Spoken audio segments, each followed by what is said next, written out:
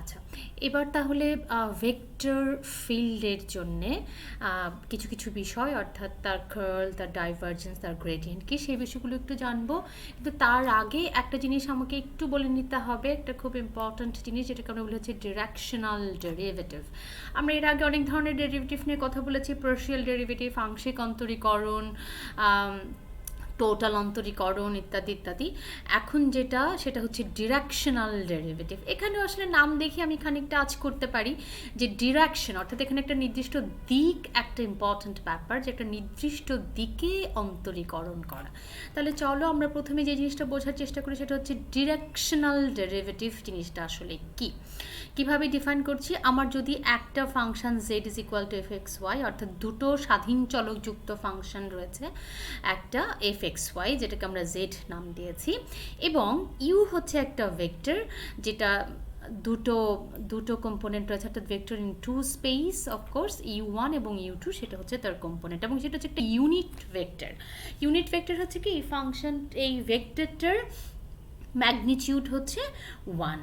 হ্যাঁ, এখন আমরা বলবো যে এই z is equal to F of x Y, এই ফাংশনটার directional derivative in the direction of you at the point x naught Y naught বলতে আমরা কি বুঝি। দেখো, এই যে এক্স নট ওয়াই নট বিন্দুতে এই Z is equal to F of x Y ফাংশনের directional derivative in the direction of U, দেখো ইউ এর ডিরেকশনটা হচ্ছে এই দিকটাতে, অর্থাৎ from X naught Y naught থেকে সে এক্স ওয়াই এসেছে। এখন এই যে এক্স নট ওয়াই নট থেকে এক্স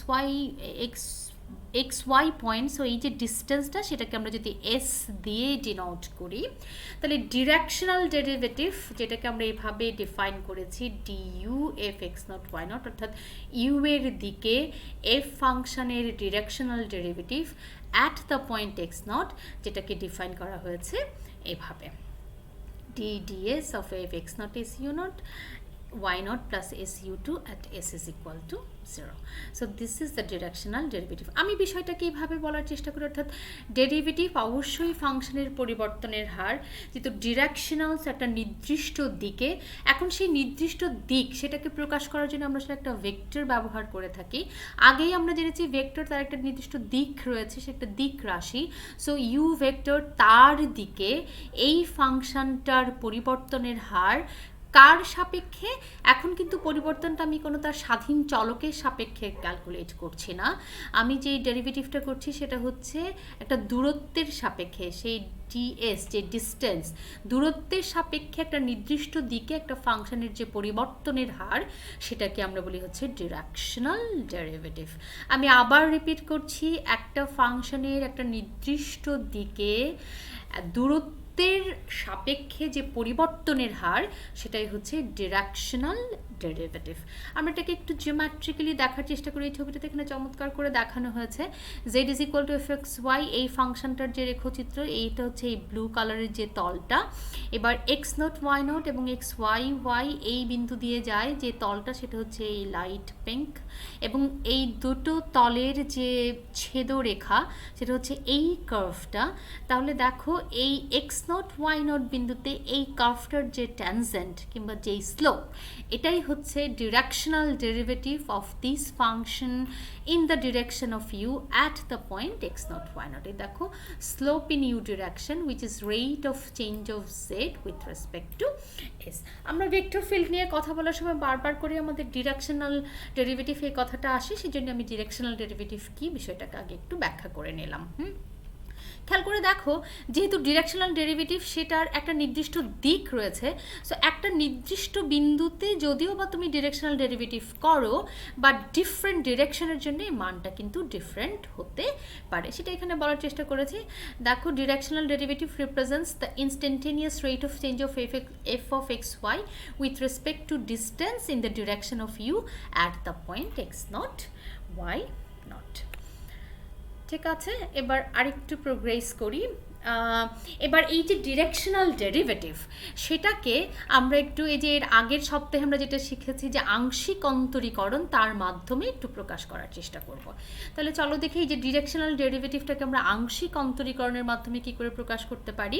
তো এখানটাতে আমার একটা ফাংশন রয়েছে এফ অফ এক্স ওয়াই, দুটো স্বাধীন চলকযুক্ত স্বাধীন চলকযুক্ত ফাংশন এবং এর differentiable at x naught y naught and if u is equal to u1i plus u2j is a unit vector, then the directional derivative du at f x naught y naught exists and is given by, দেখো কিভাবে দেওয়া আছে তার ডেফিনেশনটা খুব important, যে in terms of partial derivative. So du f x naught y naught অর্থাৎ directional derivative of f in the direction of u at the point x naught, which is nothing but f of x at x naught y naught u1 plus f y x naught y naught into u2। যেখানে তোমাদের মনে আছে f of x বলতে আমি যেটা বোঝাচ্ছি সেটা হচ্ছে f ফাংশনটার পার্শিয়াল ডেরিভেটিভ কিংবা আংশিক অন্তরীকরণ উইথ রেসপেক্ট টু x এবং f y ফাংশনটার আংশিক অন্তরীকরণ with respect to y at the point x naught y naught। তাহলে যেটা মূল বিষয় সেটা হলো একটা ফাংশনের ডিরেকশনাল ডেরিভেটিভকে আমরা আংশিক অন্তরীকরণের মাধ্যমে প্রকাশ করতে পারি। তেমনি করে যদি আমার একটা ফাংশন থাকে তিনটা স্বাধীন চলকযুক্ত ফাংশন, তাহলে সেই ফাংশনের যে directional derivative at a point x naught y naught will be defined in this way. অর্থাৎ এক্ষেত্রে এবার তিনটা জিনিস আসবে, f of x, f of y and f of z, যেখানে f of x আবারও পার্শিয়াল ডেরিভেটিভ কিংবা আংশিক অন্তরীকরণ with respect to x and লাভ লাভ লাভ। অর্থাৎ মূল বিষয় হলো ডিরেকশনাল ডেরিভেটিভকে আমরা আংশিক অন্তরীকরণের মাধ্যমে প্রকাশ করতে পারি। এবার আরেকটা জিনিস, এই আংশিক অন্তরীকরণকে আরেকটা জিনিসের মাধ্যমে বলা, সেটা হচ্ছে গ্রেডিয়েন্ট অফ আ ফাংশন। আমরা একটা ফাংশনের গ্রেডিয়েন্ট বলতে কি বুঝি? ধরো আবারও ধরে নিই যে আমার একটা ফাংশন আছে f, যে ফাংশনটার দুটো স্বাধীন চলক রয়েছে x এবং y। তাহলে এই ফাংশনটার গ্রেডিয়েন্ট, যেটাকে আমরা এই চিহ্নটা দিয়ে ব্যবহার করি, অর্থাৎ নাবলা f x y, যেটা হচ্ছে f of x x y i f of y x y j। খেয়াল করে দেখো, সো এই ফাংশনটার পার্শিয়াল ডেরিভেটিভ কিংবা আংশিক অন্তরীকরণ with respect to x plus ফাংশনটার আংশিক অন্তরীকরণ with respect to y at the point xy এবং i যে, অর্থাৎ এই যে ফাংশনটার গ্রেডিয়েন্ট আমি ক্যালকুলেট করছি সেটা কিন্তু কি হচ্ছে একটা ভেক্টর, একটা ভেক্টর ইনটু স্পেস, তাই না? তেমনি করে যে i যে, অর্থাৎ এটা হচ্ছে ফার্স্ট কম্পোনেন্ট এবং এই হচ্ছে আমার সেকেন্ড কম্পোনেন্ট। তেমনি করে যদি আমার একটা ফাংশন হয় তিনটা স্বাধীন চলকযুক্ত ফাংশন, তাহলে সেই ফাংশনটার গ্রেডিয়েন্ট আমরা কিভাবে ডিফাইন করব? So gradient of A that will be defined in this way, অর্থাৎ fx, fy, fz. First component will be fx, second component will be fy and third component will be fz. এবার এই gradient তার যে geometrical interpretation কিংবা geometrically বিষয়টা জ্যামিতিকভাবে সেই জিনিসটা কী represent করে সেটা একটু ডিটেইলস আমরা জানার চেষ্টা করব। এখানে ছবিতে আমি জিনিসটাকে একটু বলার চেষ্টা করেছি। তার আগে আমি ডট প্রোডাক্ট শিখেছি, সেই ডট প্রোডাক্ট দিয়ে কী করে ডিরেকশনাল প্রোডাক্ট ডেরিভেটিভকে ডিফাইন করা যায় সেটাও একটু আগে জানি। দেখো আমরা দেখছি যে du f x naught y naught অর্থাৎ directional derivative of f in the direction of u at the point x naught y naught is defined in this way, অর্থাৎ gradient of f at x naught y naught dot u। দেখো এই যে খেয়াল করে দেখো f of x x y, এর আগে দেখেছিলাম আমরা ডিরেকশনাল ডেরিভেটিভে যে u1 প্লাস u2, অর্থাৎ আমরা কি করছি গ্রেডিয়েন্ট অফ f এর সাথে u কে ডট প্রোডাক্ট করছি। তেমনি করে যদি আমার ফাংশনটা তোমার 3 স্পেসে হয়ে থাকে তাহলে তার ডিরেকশনাল ডেরিভেটিভ সেটা হচ্ছে তোমার কি ফাংশনটার gradient at the point x naught y naught z naught dot u. অর্থাৎ ডিরেকশনাল ডেরিভেটিভ এবং গ্রেডিয়েন্ট ফাংশনের গ্রেডিয়েন্টকে আমরা রিলেট করতে পারি উইথ দিস অপারেশন। একটা ফাংশনের ডিরেকশনাল ডেরিভেটিভ হচ্ছে কি ওই ফাংশনটার গ্রেডিয়েন্ট এবং যে ইউনিট ভেক্টরটা তার ডট প্রোডাক্টের সমান। এবার এই ছবির মাধ্যমে আমরা আসলে ডিরেকশনাল ডেরিভেটিভ এবং গ্রেডিয়েন্ট কি রিপ্রেজেন্ট করে সেটা একটু খুব ভালো করে দেখব। তার আগে চলো, আমার ছবিটা একটু পরে দেওয়া উচিত ছিল, এই জিনিসটাকে আগে একটু ব্যাখ্যা করে নিই, তারপর আমরা আবার ছবিতে ফিরবো। তাহলে আমরা কি বলেছি, আমাদের যে ডিরেকশনাল ডেরিভেটিভ সেটা হচ্ছে গ্রেডিয়েন্ট তার সাথে ইউ এর ডট প্রোডাক্ট। তাহলে সেটাকে আমরা আবার কিভাবে করতে পারি? সো দিস ডট দ্যাট, অর্থাৎ gradient f x y dot u, সেটাকে আমরা এইভাবে লিখতে পারি নর্ম অফ গ্রেডিয়েন্ট এবং norm of u cos theta. তাহলে সেটা হচ্ছে কি তোমার যেহেতু ইউ সেটা হচ্ছে ইউনিট ভেক্টর, তাহলে তার যে ম্যাগনিটিউডটা সেটা হচ্ছে 1, সো আলটিমেটলি পুরো জিনিসটাকে আমরা লিখতে পারি হচ্ছে ভাবে। এখন খেয়াল করে দেখো এই যে directional derivative which has been turned into just norm of gradient of f cos theta, যেখানে থিটাটা হচ্ছে কি angle between the gradient and u, অর্থাৎ এই ইউনিট ভেক্টর এবং গ্রেডিয়েন্ট ভেক্টরটার মধ্যকার যে অ্যাঙ্গেল সেটা হচ্ছে থিটা। এবার দেখো এই যে মানটা, এই মানটা সর্বোচ্চ মান কি? সর্বোচ্চ মান হবে যখন কস থিটার মানটা সর্বোচ্চ হবে। এখন কস থিটার সর্বোচ্চ মান কি? তোমরা সবাই জানো কস থিটার সর্বোচ্চ মান হচ্ছে +1 এবং কস থিটার সর্বনিম্ন মান হচ্ছে -1। তাহলে এই পুরো কোয়ান্টিটিটা সর্বোচ্চ হবে যখন কস থিটার মানটা সর্বোচ্চ হবে, অর্থাৎ cos theta is equal two 1 হবে। এখন কস থিটা কখন 1? যখন থিটা ইজ ইকুয়াল টু 0। তার মানে এই ডিরেকশনাল ডেরিভেটিভটার মান সর্বোচ্চ হবে, অর্থাৎ the maximum occurs when theta is equal to 0। এখন আমি কি বলেছি? থিটা হচ্ছে angle between this two vector. তাহলে when u is the direction of gradient of xy, অর্থাৎ তাহলে জিওমেট্রিক্যালি ওটা কি মিন করে যে at xy the surface z is equal to f of xy has its maximum slope in the direction of the gradient and that maximum slope is nothing but this, অর্থাৎ norm of this, অর্থাৎ এই স্লোপটা সর্বোচ্চ হবে হচ্ছে তোমার কোন ডিরেকশনে? You এর ডিরেকশনে, অর্থাৎ গ্রেডিয়েন্ট এবং ইউনিট ভেক্টর তাদের ডিরেকশন যখন একই হয় তখন হচ্ছে সারফেসটার স্লোপটা সর্বোচ্চ হয় এবং তার মানটা হয় হচ্ছে এটার সমান। তেমনি করে এই মানটা সর্বনিম্ন কখন হবে? যখন কস থিটার মানটা নেগেটিভ হবে, এবং cos theta is equal two -1 কখন? যখন cos theta is equal two থিটার ভ্যালু হচ্ছে পাই। তাহলে পাই হবে কখন? আমরা জানি থিটা হচ্ছে তোমার এই গ্রেডিয়েন্ট অফ এফ এবং ইউ তাদের মধ্যকার যে কোণটা, তাহলে 180 ডিগ্রি, অর্থাৎ দুটো যখন অপোজিট ডিরেকশনে হয়, তাই না? তো এই জিনিসটাই আমরা এখানটাতে জাস্ট বলার চেষ্টা করছি যে it's a minimum value at the point x y which is like negative of norm of gradient of f, and this minimum occurs when theta is equal to pi, that is when u is opposite direction to gradient of fxy. Geometrically ওটা তাহলে কি মিন করে? আমরা বলছি যে the surface z fxy has its minimum slope in the direction that is opposite to the gradient and the minimum slope is something like this. তাহলে চলো আমরা আবার একটু ছবিটাতে এবার দেখি। ছবিটা আমার আসলে পরে দেওয়া উচিত ছিল। এই যে দেখো এই হচ্ছে আমার গ্রেডিয়েন্ট ভেক্টর ডেল্টা এফ এবং ইউ তারা একই ডিরেকশনে, এবং এই পয়েন্টটাতে এই যে দেখো slope, so if in this direction যেখানে গ্রেডিয়েন্টের ডিরেকশন এবং ইউনিট ভেক্টর ডিরেকশন একই, সো দ্য স্লোপটা হচ্ছে this is increasing most rapidly, অর্থাৎ এটার স্লোপটা হচ্ছে সর্বোচ্চ। তেমনি করে যখন আমার এই যে মাইনাস অফ ডেল্টা এফ অর্থাৎ গ্রেডিয়েন্ট এবং ইউ সেটা হচ্ছে ইউটা এই ডিরেকশনে এবং গ্রেডিয়েন্টটা হচ্ছে এই ডিরেকশনে, তাহলে তখন দে আর ইন দ্য অপোজিট ডিরেকশন এবং সেই ক্ষেত্রে this is decreasing most rapidly, অর্থাৎ এখানটাতে তোমার স্লোপটা হচ্ছে সর্বনিম্ন।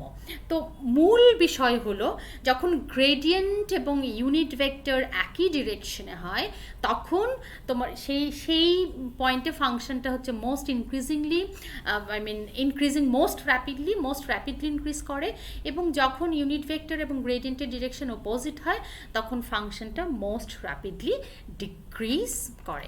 In other words we can say the directional derivative is maximum in the direction of the gradient of vector and it's minimum in the direction of opposite of the gradient of a vector. So এটাই হচ্ছে গ্রেডিয়েন্টের geometrical interpretation.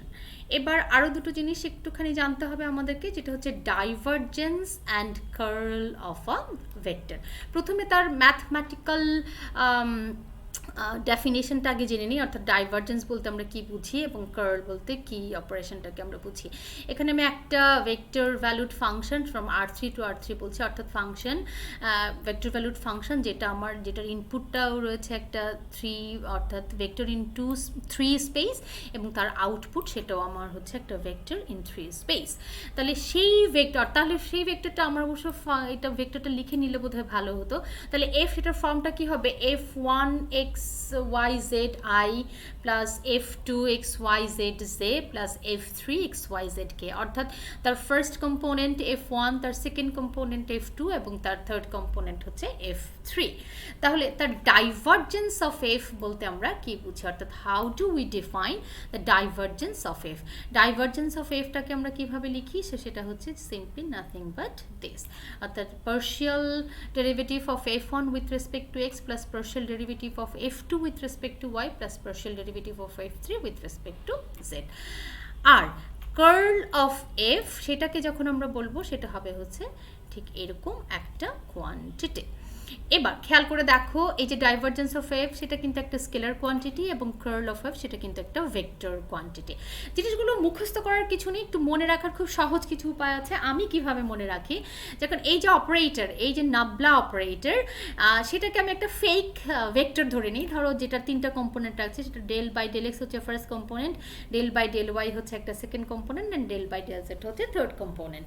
তাহলে divergence of এফকে তুমি কিভাবে লিখবে কিংবা মনে রাখবে? So divergence is nothing but the dot product of this two vectors, অর্থাৎ নাবলা ডট এফ। নাবলা হচ্ছে এই ভেক্টরটা এবং এফ হচ্ছে আমার ইনিশিয়াল ভেক্টরটা। তাহলে তাদের যে ডট প্রোডাক্ট, আমরা আগেই ডট প্রোডাক্ট শিখেছি, so this dot that, so এবং আলটিমেটলি আমি যেটা পাবো সেটা হচ্ছে এটা। দেখো ডট প্রোডাক্ট আমরা আগে শিখেছি যে ডট প্রোডাক্ট আমাদেরকে কি দেয়, একটা স্কেলার দেয়, তাই না? সো নাবলা ডট এফ সেটা হচ্ছে divergence of F, which is nothing but that. On the contrary, when we want to define the curl of f, so curl of f হচ্ছে এই দুটো ভেক্টরের ক্রস প্রোডাক্ট, অর্থাৎ নাবলা ক্রস এফ করলে যেটা হবে সেটাই হবে হচ্ছে তার কার্ল। তাহলে নাবলা সেটা হচ্ছে এই ভেক্টরটা এবং এফ সেটা হচ্ছে এই ভেক্টরটা, তাদের ক্রস প্রোডাক্ট আমরা আগে শিখেছি আমরা কি করে ক্রস প্রোডাক্ট করতে হয়। সো আমি যদি ক্রস প্রোডাক্টটা কমপ্লিট করি তাহলে যে জিনিসটা পাবো সেটা হচ্ছে এই কোয়ান্টিটি, অর্থাৎ এই ডিটারমিনেন্টটা যখন আমি বের করব সেটাই হবে হচ্ছে এই দুটো ভেক্টরের ক্রস প্রোডাক্ট। ঠিক আছে, অর্থাৎ এবং আগেই বলেছি এটা আমি আসলে একটা ফেক ভেক্টর ধরে নিচ্ছি আমার মনে রাখার সুবিধার জন্য, যে নাবলা বেসিক্যালি এটা একটা operator, vector operator. So in terms of a vector যদি আমি বলি সেটা হচ্ছে এরকম। তাহলে এই অপারেটর ভেক্টরের সাথে এই ভেক্টরকে যখন আমি ডট প্রোডাক্ট করবো সেটা হচ্ছে ডাইভারজেন্স, এবং এই অপারেটর ভেক্টরের সাথে আমি যখন এফকে ক্রস প্রোডাক্ট করবো সেটা হচ্ছে আমার কার্ল। তো এই হচ্ছে একটা ভেক্টর ফিল্ডের ডাইভারজেন্স এবং কার্লকে ম্যাথমেটিক্যালি আমরা কিভাবে ক্যালকুলেট করি কিংবা ম্যাথমেটিক্যাল ডেফিনিশন। এবার জিওমেট্রিক্যালি এই কার্ল ডাইভারজেন্স আসলে কি রিপ্রেজেন্ট করে সেটা একটু খুব সংক্ষেপে ইংরেজি ভিডিওতে খুব সুন্দর করে বলার চেষ্টা করা হয়েছে। আমি জাস্ট খুব সংক্ষেপে তার জিওমেট্রিক্যাল ইন্টারপ্রিটেশনটা একটু বলবো। তবে আমার কাছে মনে হয় যে ডাইভারজেন্স, কার্ল এই বিষয়গুলো বোঝার জন্যে ভেক্টর ফিল্ড সবসময় vector field of a fluid flow কিংবা গ্যাস ফ্লো যে রিপ্রেজেন্ট করে যে সমস্ত ভেক্টর ফিল্ড সেগুলো দিয়ে এই ডাইভারজেন্স এবং কার্লকে খুব সুন্দর করে বোঝানো যায়। তাহলে চলো আমরা দেখি যে এই ডাইভারজেন্স এবং কার্ল আসলে কি রিপ্রেজেন্ট করে। আগেই বলেছি যে ডাইভারজেন্স এবং কার্ল হচ্ছে ভেক্টর ফিল্ড দুটো vector operator whose basic properties can be understood geometrically by viewing a vector field as the flow of a fluid or gas. একটা গ্যাস কিংবা ফ্লুইডের ফ্লো ফিল্ডকে যখন তুমি অবজার্ভ করবে তখন সেখানে তুমি ডাইভারজেন্স এবং কার্ল বিষয়টাকে খুব ভালো করে বুঝতে পারবে। আসলে ডাইভারজেন্সটা কি রিপ্রেজেন্ট করে সেই ফ্লো ফিল্ডে এবং কার্লটা কি রিপ্রেজেন্ট করে। দেখো কার্লটা রিপ্রেজেন্ট করে হচ্ছে vector field captures the idea of how a fluid May rotate, অর্থাৎ ওই ফ্লো ফিল্ড আর ফ্লুইড অ্যাটমগুলোর মধ্যে কোনো রোটেশন আছে কিনা, কোনো ঘূর্ণন আছে কিনা সেই জিনিসটা, এবং কোন ডিরেকশনে ঘূর্ণন। কারণ কার্ল কিন্তু একটা ভেক্টর দেয়, তাহলে অবশ্যই তার একটা ডিরেকশন রয়েছে। তাহলে when you calculate the curl সেটা তোমাকে দেবে হচ্ছে ওই ভেক্টর ফিল্ডটার যে ভেক্টরগুলো তাদের মধ্যে কোনো ঘূর্ণন রয়েছে কিনা এবং সেই ঘূর্ণনের ডিরেকশনটা কোন দিকে সেটা ক্যালকুলেট করার জন্য তোমাকে দেবে হচ্ছে কার্ল। তো জিওমেট্রিক্যালি আমরা এভাবে বলি যে এই ফ্লো ফিল্ডটা গ্যাস কিংবা ফ্লুইডের ফ্লো ফিল্ড, সেখানটাতে ফ্লুইড অ্যাটমগুলোর মধ্যকার যে ঘূর্ণন সেটা আদৌ ঘূর্ণন আছে কিনা এবং থাকলে পরে সেটা কোন ডিরেকশনে সেটা ক্যালকুলেট করার জন্য আমরা কার্লকে ব্যবহার করে থাকি। আর ডাইভারজেন্সটা কি দেয়? The divergence of a vector field simply measures how much the flow is expanding at a given point, অর্থাৎ জিনিসটা কীভাবে ছড়িয়ে যাচ্ছে। যদিও এই ডাইভারজেন্স কিন্তু কোন ডিরেকশনে ছড়াচ্ছে সেই বিষয়ে কিন্তু আমাদেরকে কোনো ইনফরমেশন দেয় না, কারণ আমরা আগে দেখেছি যে ডাইভারজেন্স ডাইভারজেন্স হচ্ছে একটা স্কেলার প্রোডাক্ট, একটা স্কেলার আর ডট প্রোডাক্ট। সো এটা এন্ড অফ দ্য ডে আমাকে দেয় হচ্ছে একটা scalar which doesn't give any information regarding the direction, তাই না? So it doesn't indicate in which direction the expansion is occurring. Hence in contrast to the curl of a vector field the divergence is a scalar. So it খুব important note to remember যে curl হচ্ছে একটা vector এবং divergence হচ্ছে একটা scalar. আর curl হচ্ছে ঘূর্ণনকে নির্দেশ করে আর ডাইভারজেন্স হচ্ছে এক্সপানশনকে নির্দেশ করে। তাহলে এবার ঘূর্ণনটা যদি নেগেটিভ ডিরেকশন, অর্থাৎ আমি বলবো উল্টো দিকে ঘুরছে, আর ডাইভারজেন্সটা যদি নেগেটিভ হয় তাহলে instead of expansion it's rather shrinking, তাই না? যে এটা শ্রিঙ্ক করছে। আর যদি এক্সপান্ডেড হয় তাহলে সেটা জাস্ট চারদিকে ছড়িয়ে যাচ্ছে। সো এই হচ্ছে ডাইভারজেন্স এবং কার্ল, এই জিনিসগুলো একটা ভেক্টর ফিল্ডে কী রিপ্রেজেন্ট করে সেটার জিওমেট্রিক্যাল ইন্টারপ্রিটেশন। আর সেটাকে ম্যাথামেটিক্যালি কী করে ক্যালকুলেট করতে হয় সেটা তো একটু আগেই দেখিয়েছে, অর্থাৎ নাবলা ডট এফ সেটা হচ্ছে ডাইভারজেন্স এবং নাবলা ক্রস এফ সেটা হচ্ছে আমার কার্ল। অনেক ধন্যবাদ ধৈর্য ধরে আমার কথাগুলো শোনার জন্যে।